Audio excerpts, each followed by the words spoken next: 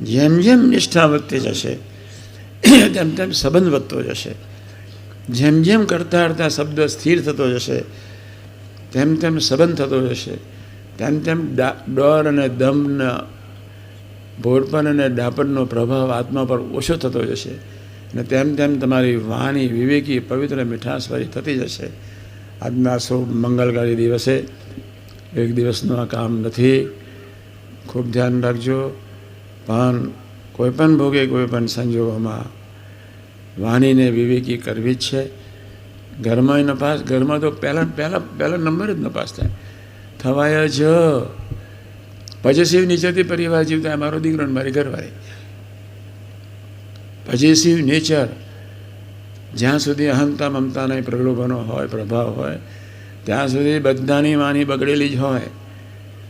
આજે સંકલ્પ કરજો કે હું વાણીથી નપાસ થઉં ત્યારે રડીને દર્દથી ડેરીએ જઈને અથવા પોતાના ઘરમાં મંદિર આગળ અથવા પોતે ખાટલામાં જ્યાં બેઠા હોય ત્યાં અથવા પોતાની જ્યાં રૂમ હોય બેસીને 5-10 મિનિટ એકાંતમાં જઈને એકાંત પ્રસંગ ગુણાતીત પુરુષોને વિચારી વાગોરી સ્થિર થઈ અને ભજન કરજો.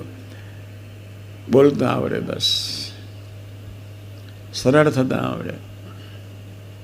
અહંકારને ચાન્સ નથી આપવો.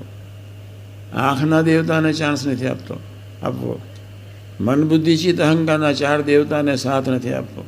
એકનો દેવતા તો ચંદ્રમાં છે. લે ચંદ્રમાં તો કેટલા શીતળ શાંત, નહીં તો બધું ધમાલ ધમાલ તપત તાપજ, અહીં બધું વિચિત્ર હોય. જય સ્વામિનારાયણ.